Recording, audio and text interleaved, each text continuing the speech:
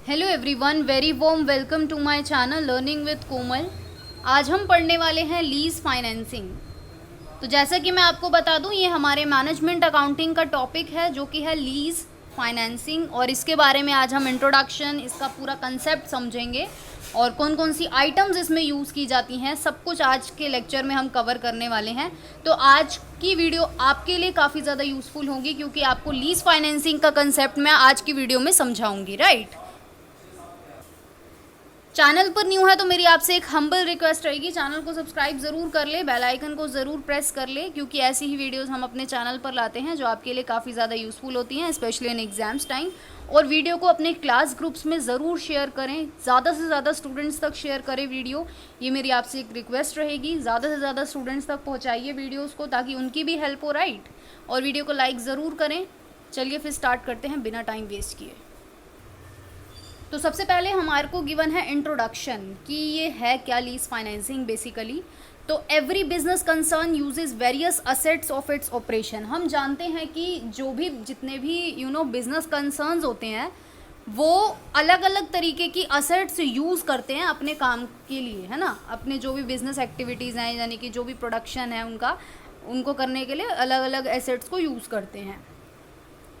There are various alternatives available to the business for acquiring the asset, such as whether to purchase the asset or take it on lease or to hire the asset.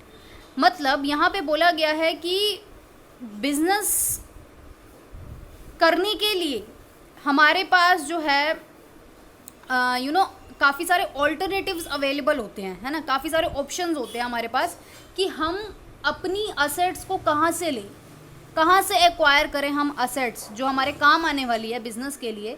चाहे तो हम उन assets को purchase भी कर सकते हैं, चाहे हम उनको लीज पर ले सकते हैं, या फिर हम हायर कर सकते हैं, right. Under hire purchase system हमने हायर परचेज सिस्टम किया हुआ है, राइट। तो एट प्रेजेंट हम पढ़ने वाले हैं लीज फाइनेंसिंग और लीजिंग, कि लीज फाइनेंसिंग क्या है और लीजिंग क्या है।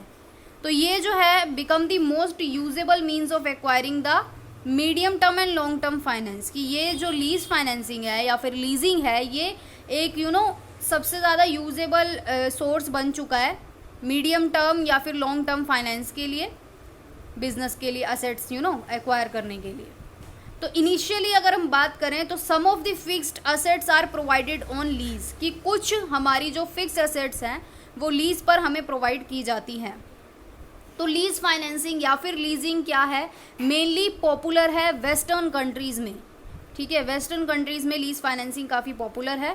In India it is a new alternative for acquiring finance. India में ये एक नया ऑल्टरनेटिव के रूप में आया है फाइनेंस को एक्वायर करने के लिए। तो unlike lease financing, hire purchase system is also an instrument of financing. हम जानते हैं कि एक हायर परचेज सिस्टम भी है जो कि एक फाइनेंसिंग इंस्ट्रूमेंट माना जाता है। तो it is becoming more popular day by day. जो हायर परचेज सिस्टम है वो ज़्यादा से ज़्यादा पॉपुलर हो रहा है डे बाय डे। लेकिन प्रेजेंट चैप्टर में हम बात करेंगे लीज फाइनेंसिंग की और उससे रिलेटेड एस्पेक्ट्स की, राइट। तो सबसे पहले हम अपना आज का एग्जामिनेशन क्वेश्चन भी कवर करेंगे साथ के साथ, और कंसेप्ट भी समझेंगे। तो सबसे पहले बात की गई है लीज फाइनेंसिंग के बारे में कि ये है क्या। तो लीज फाइनेंसिंग या फिर leasing refers to that financing, एक ऐसी फाइनेंसिंग जिसमें the user obtain the right to use the asset of owner, यानी कि एक व्यक्ति को दूसरे व्यक्ति की असेट यूज़ करने का अधिकार मिल जाता है लीजिंग में, ठीक है। जो भी उस असेट का ओनर है उसकी असेट को कोई दूसरा पर्सन यूज़ कर सकता है, राइट टू यूज़ उसको मिल जाता है लीज फाइनेंसिंग में।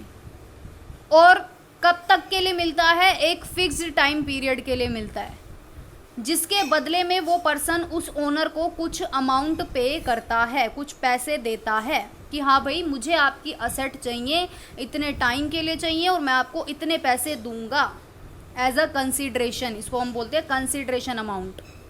तो leasing is a new source of long term finance. Leasing क्या है, एक नया सोर्स है लॉन्ग टर्म फाइनेंस का। It has emerged in last few years. Leasing जो है वो कुछ लास्ट ईयर्स में ही इमर्ज हुआ है, इसका इजाद जो है कुछ पिछले सालों से ही हुआ है। The contract between the owner of the asset and the user of asset is called lease contract.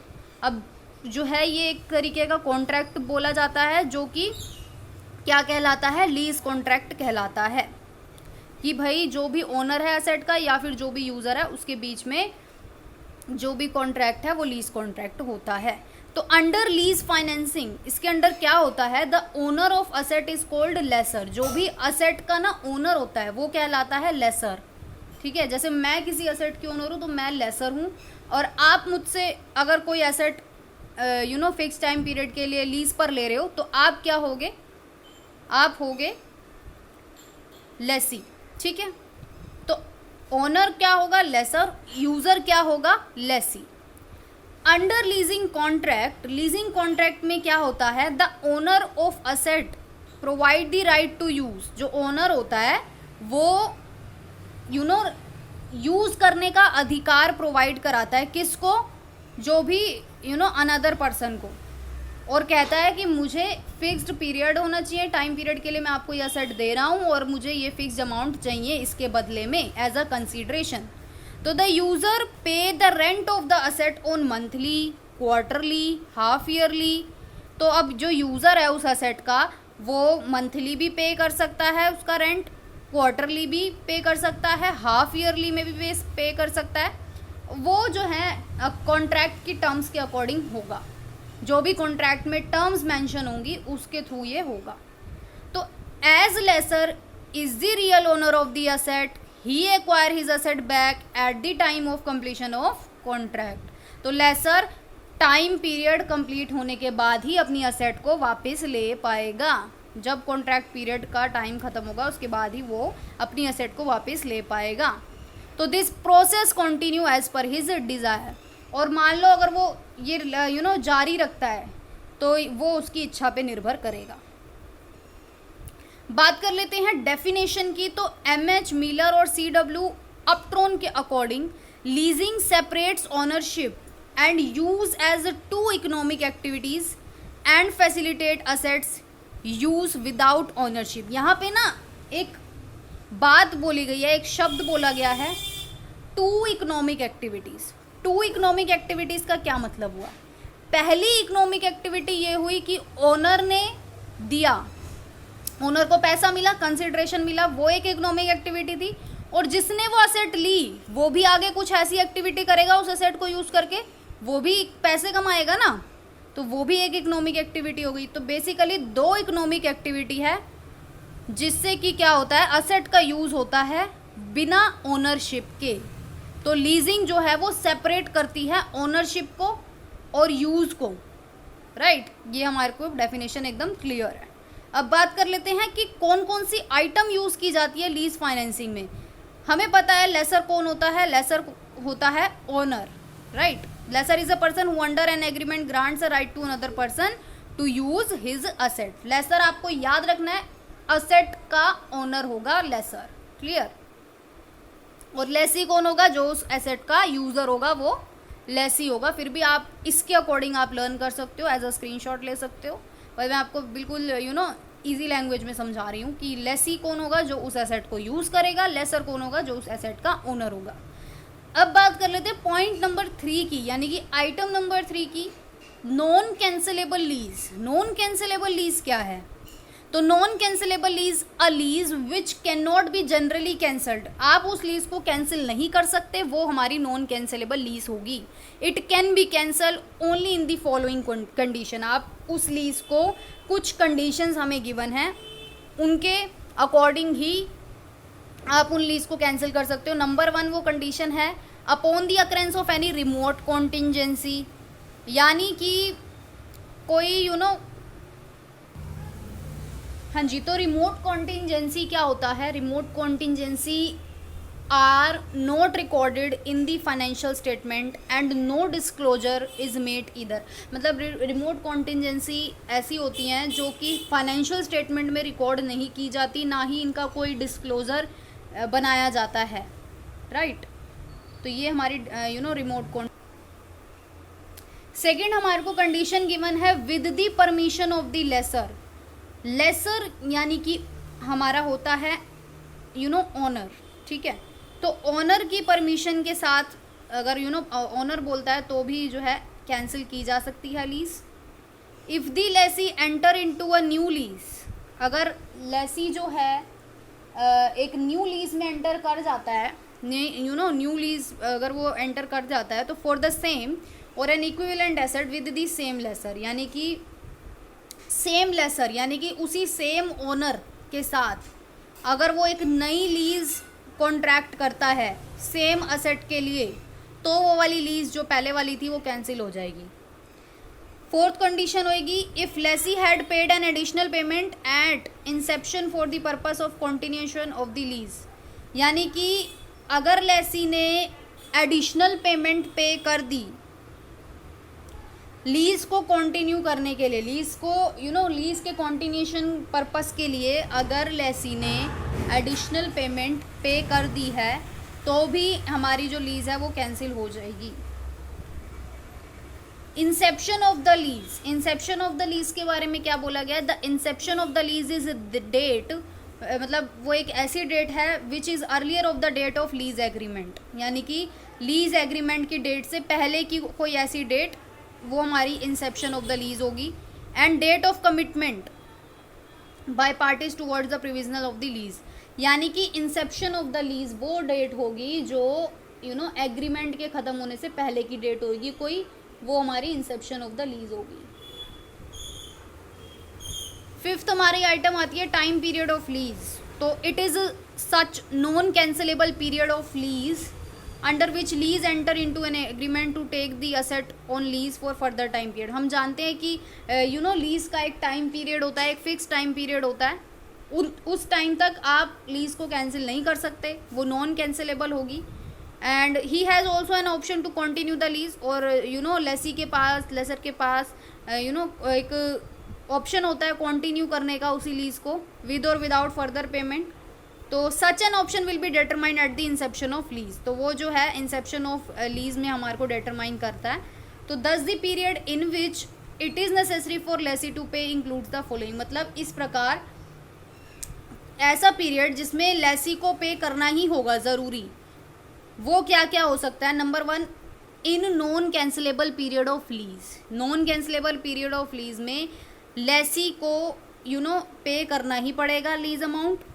और दूसरी जो हमारी कंडीशन आती है, when in any period it was mandatory for lessee to get renewed the lease, और कोई भी ऐसा टाइम पीरियड जिसमें लेसी को मैंडेटरी हो जाता है, ज़रूरी हो जाता है, काफ़ी ज़रूरी हो जाता है अपनी लीज को रिन्यूअल कराना, और वो फेल हो जाता है ऐसा करने में, तो उसको जो है अमाउंट पे करनी पड़ेगी एज अ पेनल्टी उसको पे करनी पड़ेगी। थर्ड हमारा है point, any such period under which the time period of lease can be increase. कोई ऐसा पीरियड जिसमें लीज का टाइम पीरियड जो है वो बढ़ सकता है या फिर वो रिन्यू हो सकता है लेसर के द्वारा, ओनर के द्वारा, ठीक है, तब जो है लेसी को पे करना पड़ेगा। सिक्स्थ हमारा आइटम आता है minimum lease payments. Minimum lease payment में हमें क्या गिवन है? Are those payment which are required for lessee to pay together with residual value of asset, कि मिनिमम लीज पेमेंट वो पेमेंट होती है जो कि लेसी को पे करनी पड़ती है जो भी असेट की रेजिजुअल वैल्यू है उसके साथ, ठीक है। तो this payment do not include contingent rent, cost for service and taxes to be paid to the lessor. ये वाली अमाउंट जितनी भी होंगी इस पेमेंट में वो इंक्लूड नहीं होती। कॉन्टिंजेंट रेंट हो गया, कॉस्ट फॉर सर्विसेज हो गया, या फिर टैक्स जो भी ओनर के द्वारा उस एसेट के ऊपर टैक्स दिया गया, ये पेमेंट लेसी नहीं करेगा। लेसी सिर्फ और सिर्फ असेट की वैल्यू या फिर लीज अमाउंट ही पे करेगा। Hence, in lease period, it is necessary for lessee to make the following payment together with tax, insurance, maintenance। अब कुछ ऐसी भी कंडीशन होती हैं जिसमें लेसी को पेमेंट करनी पड़ती है टैक्स के साथ, इंश्योरेंस के साथ और एक्सपेंसेस के साथ, यानी कि जो एसेट पे खर्चा हो रहा है उसके साथ, राइट। तो पहली है, in case of lessee any residual value guaranteed by और on behalf of the lessee, यानी कि लेसी के केस में कोई भी ऐसी रेजिजुअल वैल्यू जो कि गारंटेड है लेसी के द्वारा कि हाँ भाई इतनी है इसकी वैल्यू, या फिर लेसर के केस में any residual value guaranteed to the lessor, जो भी रेजिजुअल वैल्यू लेसर के द्वारा गारंटेड है वो, बाय और on behalf of the lessee by an independent third party financial, ये सारी जो है करनी पड़ती है। अब बात कर लेते हैं आइटम नंबर 7 की, जो कि है फेयर वैल्यू। तो फेयर वैल्यू एक ऐसी अमाउंट होती है which for which as asset could be exchange, जिससे एक असेट को आप एक्सचेंज कर सकते हो। Could be settled between the willing parties for such exchange, लेकिन जो पार्टीज हैं उस एसेट्स की, वो इस बात की इच्छा विलिंग होनी चाहिए, तभी ऐसा होगा, वरना नहीं होगा। विलिंग होनी चाहिए उन पार्टीज में असेट्स को एक्सचेंज करने के लिए, तो वो फेयर वैल्यू होगी, जो भी एक्सचेंज अमाउंट होगी वो। 8th पॉइंट है useful life. Useful life of a leased asset depend on 2 fact. तो एक लीज्ड असेट की यूजफुल लाइफ 2 तथ्यों पर डिपेंड करती है। Number 1, the period over which the lease asset is expected to be use by the lessee. एक तो वो टाइम पीरियड जिसमें जब तक लेसी उस असेट को यूज करेगा, वो टाइम पीरियड। दूसरा, the number of production on similar units expected to be obtained from the use of the asset by SSC, यानी कि जो भी नंबर ऑफ यूनिट्स आप उस असेट से बना रहे हो, या फिर एक्सपेक्टेड है कि हाँ इतनी इससे बन जाएगी, इस एसेट से, जो भी एसेट एलएसी के द्वारा बताई गई है, एक्सपेक्ट की गई है। तो इन दोनों फैक्ट्स पर डिपेंड करती है यूजफुल लाइफ असेट की। रेजिजुअल वैल्यू क्या होता है? Residual value of leased asset is the estimated fair value of the asset at the end of lease term, यानी कि लीज्ड असेट की वैल्यू का अनुमान लगाना, उसकी फेयर वैल्यू का अनुमान लगाना, जो भी लीज टर्म के एंड पर उसकी होगी, यानी कि जो भी आपका टाइम पीरियड, जितने टाइम पीरियड के लिए आप लीज पर दे रहे हो अपनी असेट को, जब वो टाइम पीरियड ख़त्म होगा तब उसकी जो भी फेयर वैल्यू होगी वो उसकी रेजिजुअल वैल्यू कहलाएगी उस लीज असेट की। पॉइंट नंबर 10 है interest rate implicit in the lease. तो it is the discount rate, ये क्या होता है? डिस्काउंट रेट होता है एक तरीके का, which from the stand point of the lessor, lessor के स्टैंड पॉइंट से होता है, at the inception of lease causes and the aggregate present value of the minimum lease payments, यानी कि जो भी हमारी लीज है, या फिर इंसेप्शन ऑफ लीज हो गया, या फिर कॉजेज हो गया, मिनिमम लीज पेमेंट्स हो गई, या फिर any unguaranteed residual value to be equal to the sum of the fair value of lease asset, ये सब हो गया। And any initial direct cost of the lessor, कोई भी ऐसी इनिशियल डायरेक्ट कॉस्ट भी हो सकती है जो लेसर के द्वारा की जा सकती है। पॉइंट नंबर 11 है gross investment in the lease. Gross investment in the lease क्या है? तो gross investment is the aggregate of the minimum lease payment, यानी कि मिनिमम जो कम से कम लीज पेमेंट है उसका सम, उसका एक जोड़, एग्रीगेट कहलाता है ग्रॉस इन्वेस्टमेंट, जिसमें क्या होता है? A finance lease from the stand point of the lessor and any unguaranteed residual value accruing to the lessor, कि कोई भी ऐसा स्टैंड पॉइंट लेसर का हो सकता है, यानी कि ऑनर का हो सकता है, या फिर कोई अनगारंटेड रेजिजुअल वैल्यू जो कि लेसर के द्वारा एक्यूरिंग है। बात कर लेते हैं पॉइंट नंबर 12 की unearned finance income. Unearned finance income क्या होती है? जो कमाई नहीं गई है। It is the difference between the gross investment in the lease and its present value, कि ये आप कैसे फाइंड करोगे? ग्रोस इन्वेस्टमेंट को माइनस करोगे उसकी प्रेजेंट वैल्यू से, उस असेट की प्रेजेंट वैल्यू से आप उसको माइनस करोगे, आपका अनअर्न्ड फाइनेंस इनकम निकल करके आ जाएगा। पॉइंट नंबर 13 है net investment in the lease. ये क्या है? It is the difference between the gross investment in the lease and unearned finance income. जब आप अनअर्न्ड फाइनेंस इनकम निकाल लोगे तब आप ग्रोस इन्वेस्टमेंट में से अगर इसको माइनस करोगे तो वो आपकी क्या कहलाएगी? Net investment in the lease कहलाएगी। बार्गेन ऑप्शन एक ऐसा ऑप्शन है which is given to the lessee, जो कि लेसी को दिया जाता है, और इस ऑप्शन में लेसी कैन परचेज, लेसी खरीद सकता है लीज्ड असेट्स को at the end of lease period, lease period के एंड पे, और at the price low it's fair market value. अब वो कोई भी प्राइस हो सकता है, फेयर मार्केट प्राइस से कम भी हो सकता है या फिर ज़्यादा भी हो सकता है। पॉइंट नंबर 15 है estimated economic life of the lease property. तो it is such an estimated period under which asset is used economically, कि ये ऐसा एस्टिमेटेड अनुमान लगाया हुआ पीरियड होता है जो जिसमें असेट को इकोनॉमिकली यानी कि बिल्कुल ढंग से यूज़ किया जाता है। अब हमारे लास्ट के 2 पॉइंट बचे हैं जो कि है अनगारंटेड रेजिजुअल वैल्यू। ये क्या होता है अनगारंटेड रेजिजुअल वैल्यू? तो it is equal to the estimated value of lease property, कि ये लीज्ड प्रॉपर्टी की वैल्यू का अनुमान है। जो भी मतलब देखो, आपने लीज पर एसेट दी, एक फिक्स टाइम पीरियड के लिए दी, जब वो टाइम पीरियड ख़त्म हुआ तब उसकी क्या वैल्यू है, उसका आपने पहले से अनुमान लगा लिया।